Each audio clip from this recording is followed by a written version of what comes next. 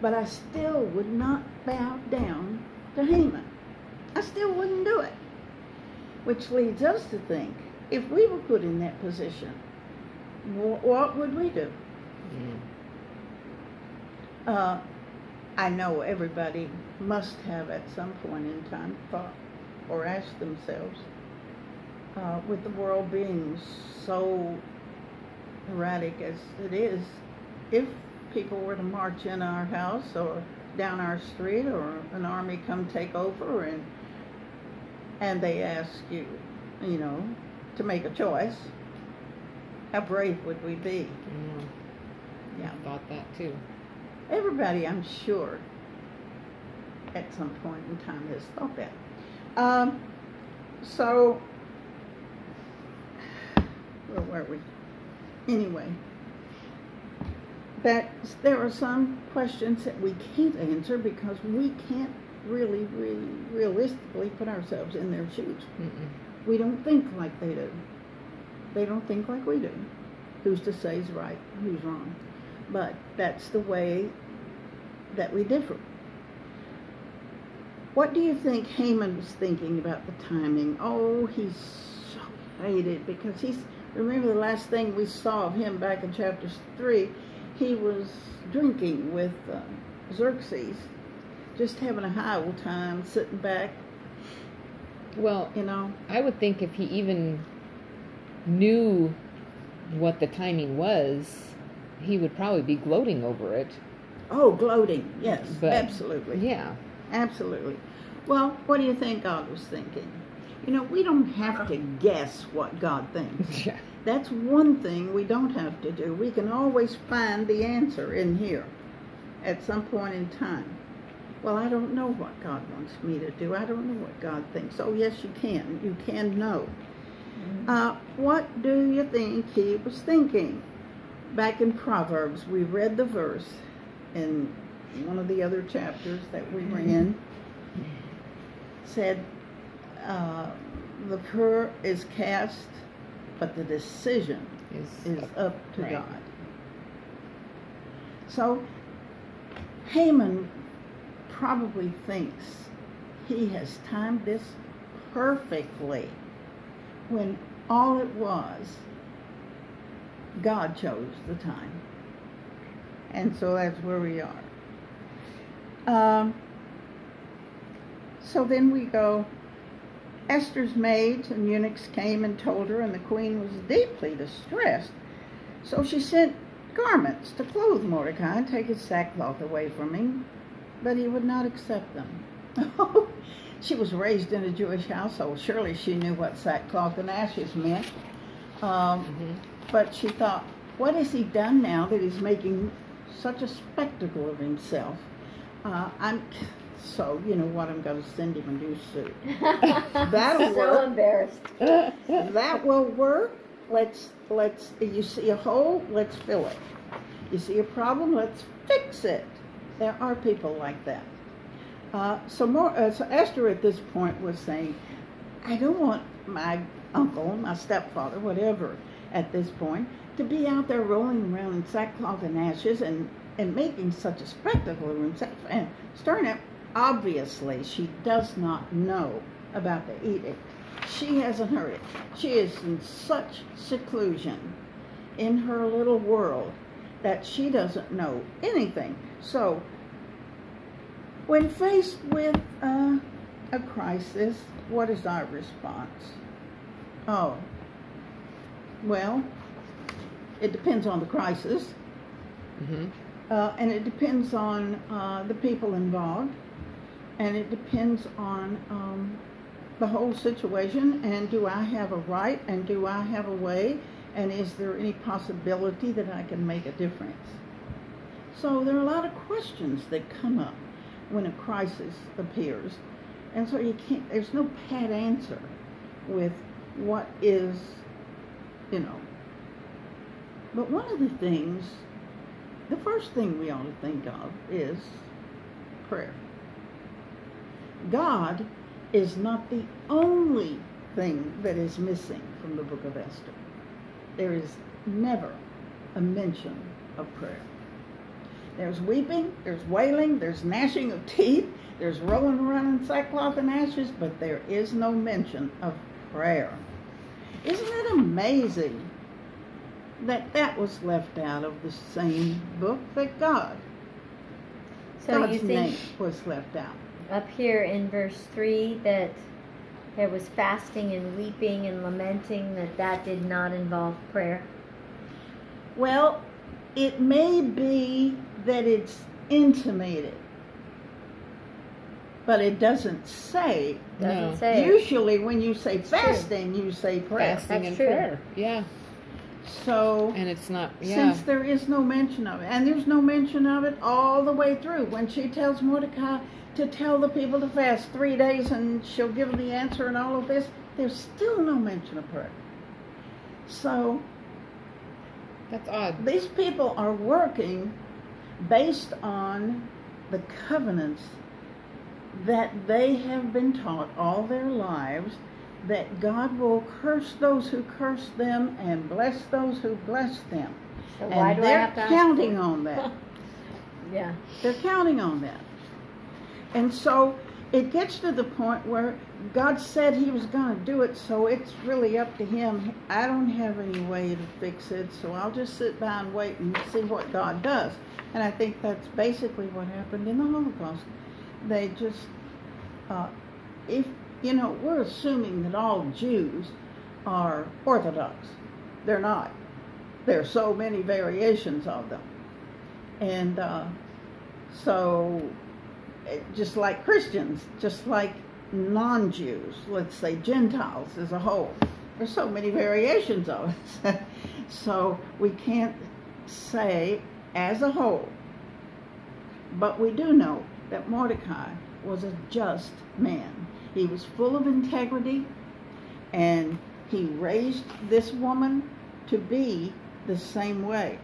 So let's just go on now and see what else we come up with.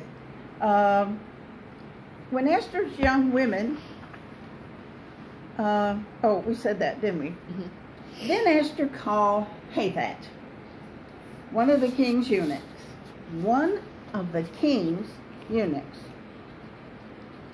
whom he had appointed to attend her, and she gave him a command concerning Mordecai, to learn what and why this was. She says, okay, now there's got to be some really big reason why Mordecai sent these clothes back when, the queen offered them. He doesn't want them. So she still doesn't know. So she sends Hathach. Now, this man, I just love it when God puts somebody insignificant in the Word. That little person, he really had no life. He was a eunuch. He was appointed by the king to do whatever the king wanted him to do. And at this point, he was attending Esther, another God-appointed servant. He wasn't a Jew. So much of the salvation of this race at this point in time depended upon this man. He was the key figure at this point. Wow. And we could just skip right over him, if we didn't pay attention. So I hate that I can't see. So Esther called Hathach and gave him a command to go out, ask Mordecai what is going on. This was prime. So Hathach went out to Mordecai in the city square that was in front of the king's gate. Now he had a command from the queen, so he had to carry this out. He goes out to Mordecai, and Mordecai told him all that had happened to him and the amount of money that Haman had promised to pay into the king's treasuries to destroy the Jews. He also gave him a copy of the written decree for their destruction, which was given at Shushan, that he might show it to Esther and explain it to her, and that he might command her to go into the king to make supplication to him and plead before him for her people. Now, Hathach has done exactly what the queen ordered, because to have done less would have been against the queen. That wouldn't happen. But when he gets out there, Mordecai he tells him what's happened. He also verifies it by giving him a copy that has gone out all over the provinces, and he tells him the amount of money that Haman has promised to put into the king's treasury. 3 things. Told him what's going on, showed him a copy of it, told him about the money that's going in to pay for the extermination of the Jews. Now, at this point, Hathach is not under any order from Mordecai. He doesn't have to do what Mordecai said.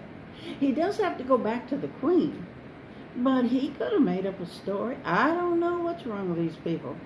They're just all going crazy, you know? And he would have reported to her that something big was going on out there, but I don't know. But he could give me any proof. I don't know. Everything depended upon this man delivering the message of Mordecai to Esther.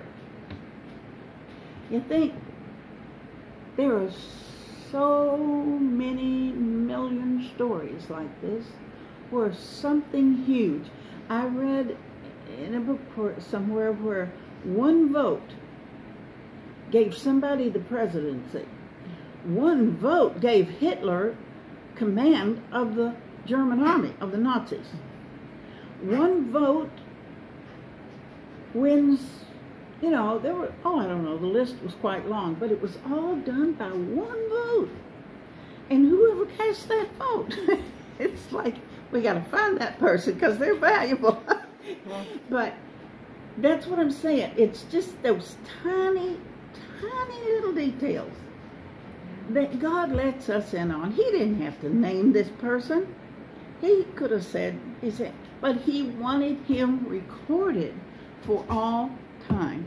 You see, we don't pay much attention to him, but God does. And there are so many people that are making such huge differences. I'm thinking about the little woman in Asheville, North Carolina, standing up on that mountain, praying daily for Billy Graham and the souls that he would bring into the kingdom. Nobody knew her name for a long, long time, almost till she died.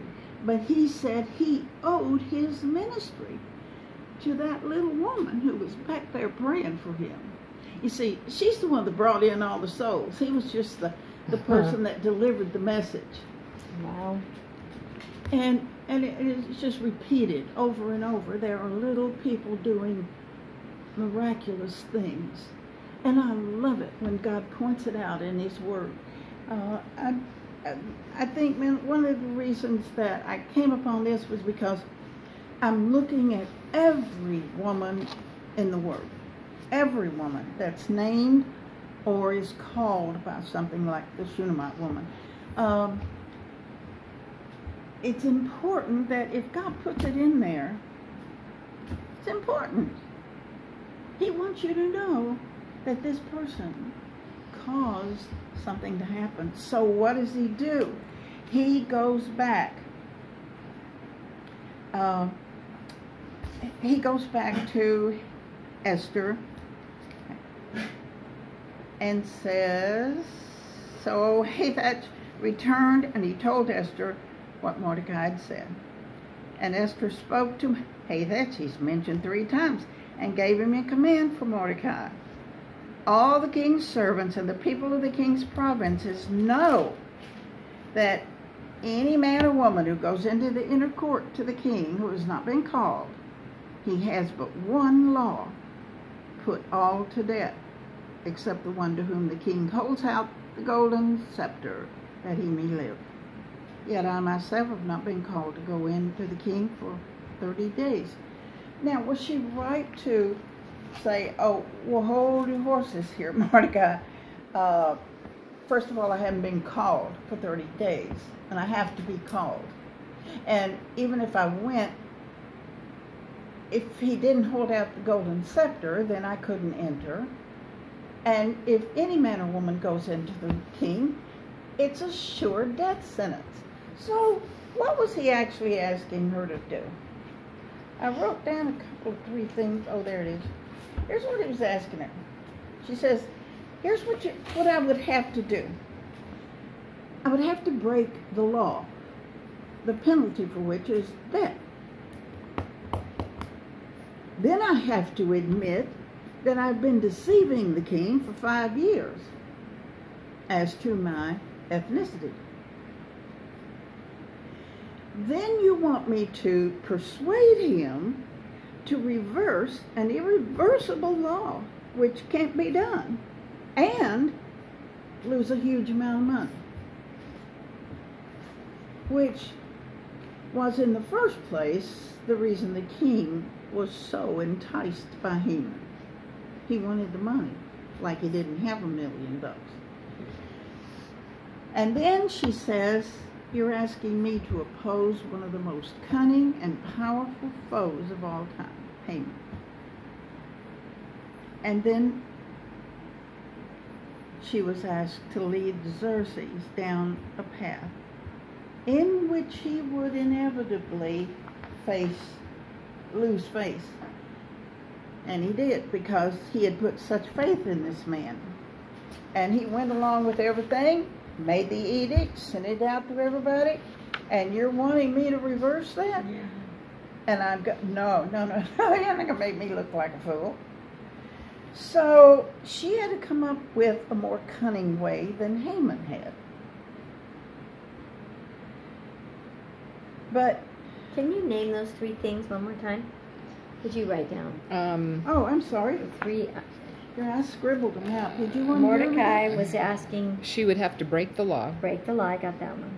Which resulted in a death penalty. She'd have to admit 5 years of deceit. Yeah. And then she would be asking him to reverse an irreversible law. Yeah. And then lose a huge amount of money. Lose a huge amount of money. Okay, thank you. And she has to expose one of the most cunning and powerful foes of all time, who was Haman. And she has to lead Xerxes down a path in which he will inevitably lose faith. Yeah. So, was she right?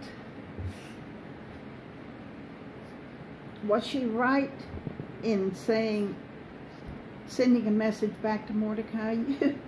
You can't possibly ask me to do all of these things. And she's overlooking the fact that what Mordecai says. So they told Mordecai her words, and Mordecai told them to answer her like this. It sounds very, I don't know, in the way he might have said it. It says, are you kidding me? Do you think just because you sit in a queen's chair that you yourself, you're going to be the only Jew left? He's going to forgive you and save your life. The edict calls for all Jews. Have you forgotten who you are? And he says, probably the landmark verse, for if you remain completely silent at this time, relief and deliverance will arise from the Jews from another place. Now, that exhibits a strong faith in God.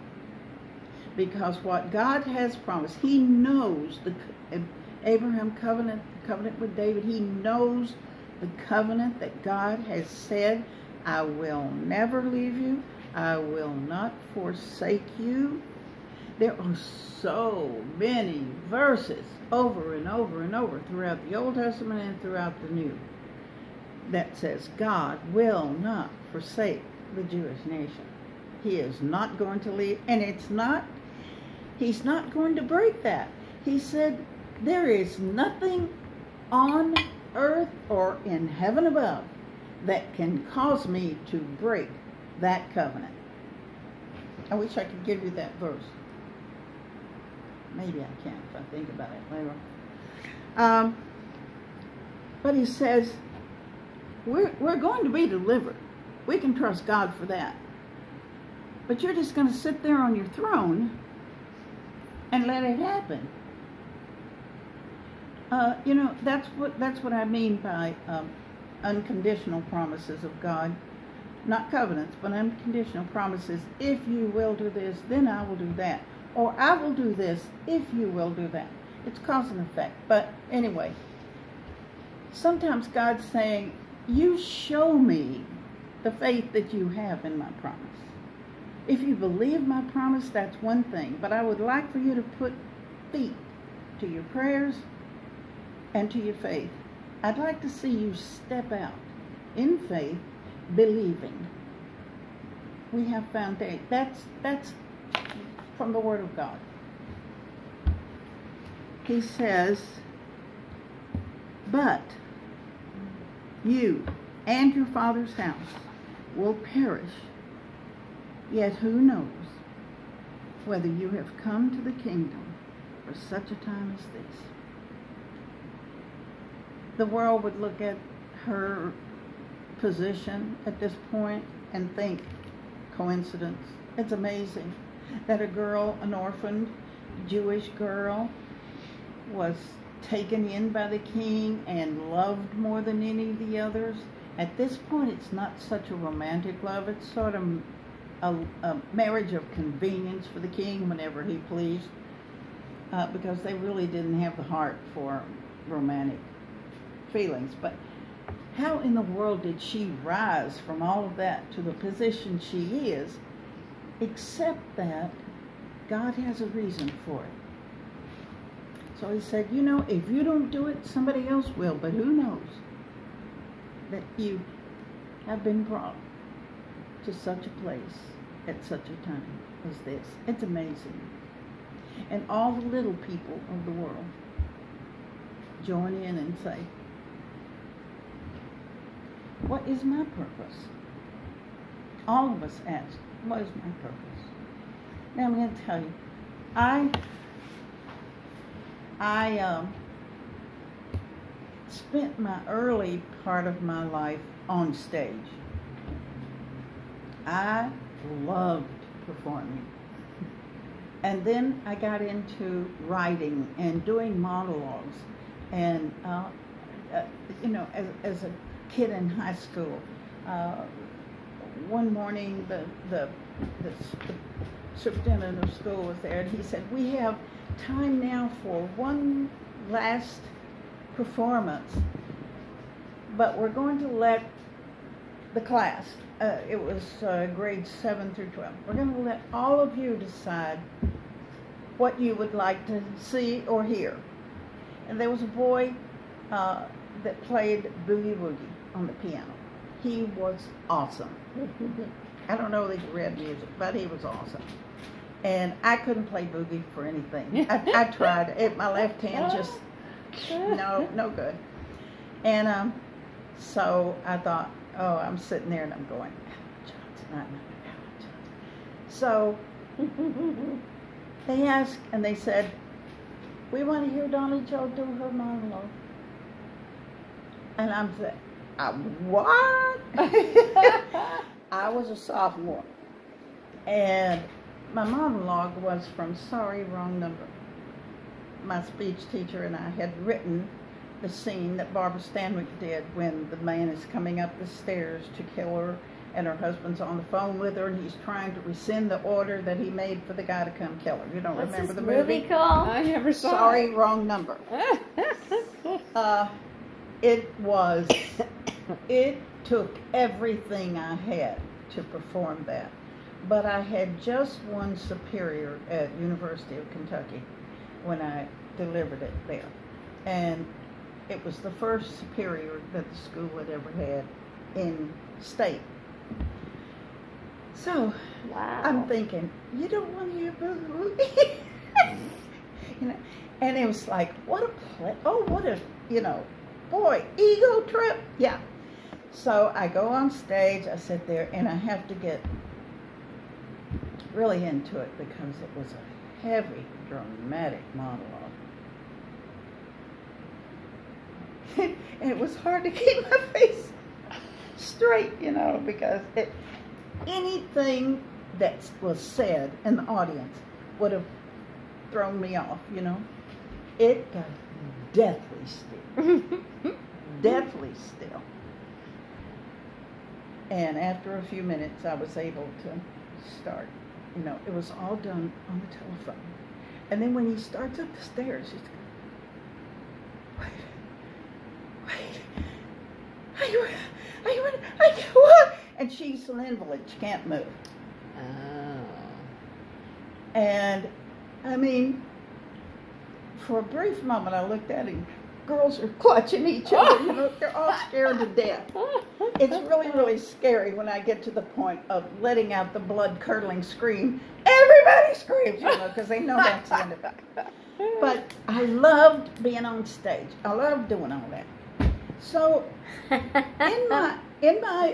throughout my life, and this is kind of embarrassing to tell you, but I enjoy being on stage. I really enjoyed it. And when it was over, it's like, where did they all go, My career's over. But I kept thinking, because I could write well, and because I liked speaking or teaching, or all of this stuff that I liked doing, I had such a strong desire to speak on a higher level than just at a woman's retreat or in my church or on here. I just knew God had destined me to go higher, be out there where everybody could hear me and listen and learn and stuff. It wasn't quite that selfish, but it was like, I just really longed for that. I really wanted to do that until I was a minister to senior adult. And again, I had opportunities at Golden Gate Seminary. I was there, and I was up front and on stage, and I knew all the professors and all this kind of stuff and everything. But it's still that other desire was for doing this or speaking to women's groups, really. And a woman came up to me, and she started telling me the same exact story that I'm telling you. And it was like looking into a mirror. And I thought, oh my goodness, what have I done? I wanted to be a big shot. That's not what God called me to do. That's not my purpose. And I've wasted all this time thinking that and desiring that. And then, so I gave it up. And he did use me in many ways, in many places and stuff, but never to the height that I thought I should have ascended at that early point. How about your friend? Did she go up? And he reminded me that I had always said, I've played the piano for 10,000 people. Wow. And 10 people. And I played exactly the same way. It did not matter who was listening. That was not what I was doing. I was playing for God. Yeah. I was worshiping. Yeah. And sometimes I would wake up and come to myself and oh my goodness, I'm in an auditorium and there are people listening to me. And I was just so caught up with me and God. So that was more or less my place of worship. So now, down the road, thanks to Facebook, I have become reacquainted with a former piano student of mine. She was 13, 14, 15 when I taught her. She went from being a little girl to a young, teenager. Precious, daughter of a pastor. And they left, moved all the way across the country. She now lives in North Carolina, her parents in South Carolina. And through Facebook, I get a notice one day, I hadn't even thought about it, I get a notice one day, is this my former piano teacher? And yes, it is. And so we reacquainted, and she said, why don't you check into my blog to see what I've been doing? She's authored 7 or 8 books. She is on the national circuit. She's somewhere. This is Lisa Whittle. Yes. Lisa Whittle. Yeah. Yeah. She, you found out who she is. And I'm thinking, oh, Donna. She is what I want to be when I grow up. She is. She is exactly what I desired all those years ago. She is that person. And she was the one that yesterday wrote about the wave of grief that had come upon her. She said, just when I wasn't looking, there it is again. Her dad died this year, the pastor.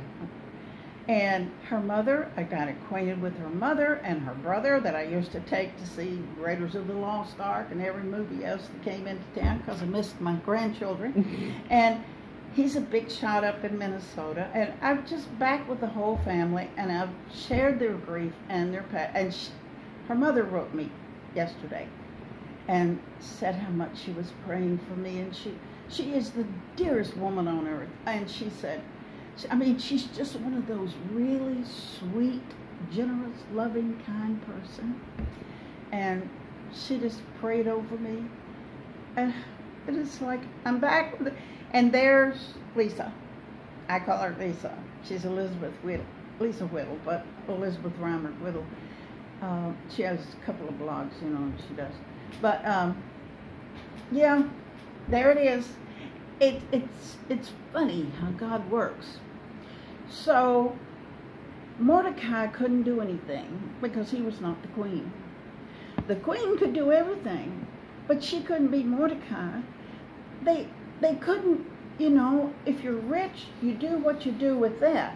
If you're poor, you do what you do with that. That's where God's placed you, and that is your purpose. And so I get as much thrill out of teaching this Bible study right here as I would if I were on a world stage. Because I have performed on a huge stage, many, as a matter of fact, on the piano. And I know that my service is wherever he puts me. And if he gives me this to teach, that's what I'm going to teach. So I've learned the hard way. And warts and all, put it out there, Sometimes we can feel so insignificant, like Hathatch. Mm-hmm. But we can carry a message of hope to the world that nobody else can. And we never know. I'm sure Hathatch didn't know. He was just a messenger. He went from one to the other, delivering messages. But God chose to put his name down here and say, look what he did. He had a choice and he made it. And he delivered the message of hope. And at that point, Esther says, okay, it's settled. I've already given all the excuses I can give, and she was right to do what she did because she's scared. Yeah. She's still very young, Or maybe she's thinking, You have no idea what you're asking me to do, like you said. That's right. There's got to be another way. There's got to be another way. And if he said, you know, if you don't do it, it will come. Deliverance will come from another man. Well, okay, let's wait for that deliverance. That's exactly what she could have said. And sometimes that's what God says. I'm giving you the promise. I will bring deliverance. But I'm asking you to put your feet to the floor and go in faith and see. He wants us to be part of these miracles that he works, you know. And I'm so in love with Hay Thatcher. I tell you, I just love this man because he was obedient and he carried it out. And then Esther told them, okay, I've made up my mind. You go back and you tell Mordecai this. Gather all the Jews who are present in Shushan and fast for me. Neither eat nor drink for 3 days, night or day. My maids and I will do, I'm not asking you to do something that I and the people with me are not going to do. And so I will go in to the king, which is against the law. And if I perish, I perish. Now that is giving your all. That's giving it up and saying, it's not saying, you know, there's a modern saying of let go and let God. It's not that. I've let go, but I'm going in and do what's been asked of me. It's and like if I perish, it's like I perish. Job. Though he slay me, yet will I trust him. That's right. That's right. Or we have so often the attitude, even subconsciously, that I'll go as long as I can be pretty sure of the outcome. Mm-hmm. You know, I want to see all the puzzle before, you know, I put this piece in. I want to know what the end result is going to be. That's human nature, I think. Yeah. I think we are so weak that we just like, well, could you give me one more sign? I mean, it's almost like, I'm going to put the fleece out. Okay, maybe you didn't get it. I'm going to turn it this way. Okay, now I'm going to go back this way. It's like, how many times do you need to hear what I've asked you to do?